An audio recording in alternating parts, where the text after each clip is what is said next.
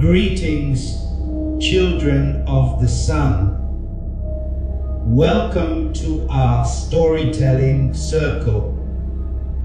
Tonight, we gather around the digital fire, sharing a tale as old as the Baobab tree itself, a tale of sisters, of love twisted into envy, and of secrets buried deep, deep within their heart. This is the story of Abena and Adoma, daughters of the village of Asante, blessed and cursed by the same moon.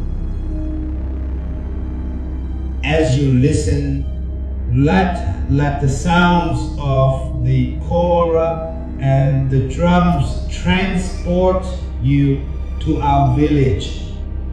And if you find yourself captivated by this tale, be sure to share it with others so that its wisdom may spread far and wide. Adoma, the younger twin, was like the morning star, bright, full of laughter, and beloved by all. Abena, though born moments before, lived always in Adoma's shadow. From the time Adoma took her first steps, Abena was her protector, her shield against the world. Their mother would say, Abena, you are the elder. Your spirit must always over Adoma's. And Abena did. She gave Adoma the sweetest mangoes, defended her from bullies, and even refused the handsome warrior Kofi's advances because Adoma confessed she admired him. Abena vowed, my life is yours, Adoma. I will never leave you." Years turned like the seasons. Adoma blossomed into a woman of great beauty, attracting the attention of Ikon, a strong and respected hunter from a neighboring village. Ikon was captivated by Adoma's charm, and soon the drums announced their wedding. Abena helped Adoma prepare, her heart heavy but hidden behind a smile. Listen closely to the rhythm of the drums during the wedding scene. They tell a story of their own. Adoma and Ikon built their home, and Abena remained in her mother's hut. Her life feeling empty, she visited Adoma often, but things were changing. Adoma was building a life with Ikon, a life that didn't seem to have room for Abena. Yet Adoma still expected Abena's unwavering devotion. One evening, as the fireflies danced, Abena dared to speak her heart. "Adoma," she said, "but perhaps I should find a husband too." Adoma's face darkened like a storm cloud. "You promised me, Abena. You said you'd never leave me." Ikon is my husband, but you are my sister. Isn't that enough? Abena, silenced by guilt and years of habit, nodded. Of course, Adoma. Time continued its relentless march. Adoma and Ikon were blessed with a child, a strong baby boy named Kwesi. Abena rejoiced for them, but the emptiness within her grew. She tried to fill it with work, with helping others, but nothing eased the ache. Then tragedy struck. Adoma fell ill, a sickness that drained her strength and dimmed her light. Her Ikon, desperate, sought healers from far and wide, but nothing could cure her. On her deathbed, Adoma called for Abena. "Promise me, sister," she whispered. "Promise you will care for Kwesi. They will need you." Abena, tears streaming down her face, swore she would. And so Abena moved into Ikon's home, becoming a mother to Kwesi and a support to the grieving Ikon. She cooked, she cleaned, she tended the fields, and she cared for Kwesi with all the love in her heart. Ikon, lost in his sorrow, barely noticed her sacrifices. One night, as the moon bathed the village in silver light, Ikon, overcome with loneliness, turned to Abena. He saw not Adoma's sister, but a woman who had shared his grief, a woman who had cared for his son. He reached for her hand, and in that moment, Abena forgot her promise to Adoma, forgot her loyalty, forgot everything but the longing in her own heart. She slept with her sister's husband. The morning brought shame and confusion.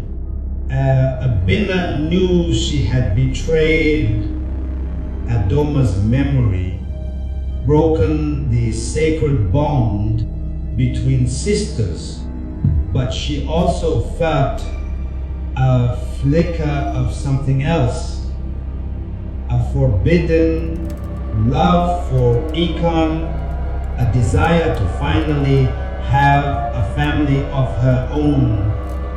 Soon, Abena discovered she was with child. Fear gripped her heart. How could she face the village? How could she raise a child born of such betrayal? She confessed everything to the village elder, a wise woman named Nanaya. Nanaya listened patiently, her eyes filled with understanding. When Abena finished, Nanaya spoke. "Abena," she said, "you have made a grave mistake. You have dishonored your sister's memory and broken a sacred trust. But the past cannot be undone. the child within you is innocent. You must choose now.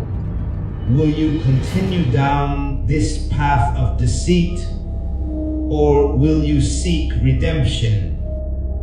Nana Ya proposed a test. She instructed Abena to journey to the sacred Baobab tree, the oldest and wisest being in the land. There, she must confess her sins and ask for guidance. If the Baobab accepted her plea, it would reveal a path to redemption. But if it remained silent, Abena would be banished from the village, forever marked as a betrayer. Abena traveled for many days, her heart heavy with guilt and fear. Finally, she reached the Baobab tree. It stood tall and ancient, its branches reaching towards the sky like gnarled fingers. With trembling voice, Abena confessed her sins, her voice echoing through the silent forest. She begged the Baobab for guidance, for a way to atone for her actions. Silence hung in the air, thick and heavy. Abena waited, her breath held captive in her chest. The sun began to set, casting long shadows across the land, just as despair threatened to consume her. A low rumble echoed from within the Baobab's trunk. Then a single leaf, green and vibrant, fell at Abena's feet. Nana Ya explained that the leaf was a sign of forgiveness. The Baobab had accepted Abena's remorse. To atone for her sins, Abena must dedicate her life to serving others, to healing the wounds of the community, and to ensuring that no other sister would ever suffer as she had. She must also raise her child to honor Adoma's memory and to live a life of integrity. Abena embraced her penance. She became a healer, using her knowledge of herbs and plants to cure the sick. She mediated disputes, bringing peace to troubled families. And she raised her child, a daughter named Adoma, after her sister, to be kind, compassionate, and strong. Ikon, witnessing Abena's transformation, finally understood the depth of her sacrifice. He never forgot Adoma, but he learned to love Abena in a different way, a love born of respect, gratitude, and shared sorrow. They lived together in peace, honoring the memory of Adoma and building a future for their children. And so The tale of Abena and Adoma serves as a reminder that envy and betrayal can poison even the strongest bonds, but that forgiveness and redemption are always possible. The Baobab tree remembers all, and its wisdom guides us still. Thank you for joining us around the fire tonight. Children of the sun, we hope you enjoyed this tale from the heart of Africa. And so, children of the sun, we come to the end of our tale, a story of love, betrayal, and redemption, of choices that shape destinies and wisdom that stands as tall as the ancient Baobab. If this story touched your heart, if it made you think, or if you simply enjoyed this journey through the heart of Africa, then do not let it end here.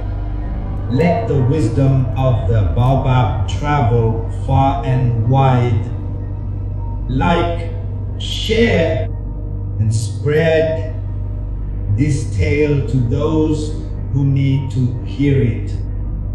And if you wish to hear more stories from the motherland filled with lessons, laughter, and the spirit of our ancestors, then join our storytelling circle.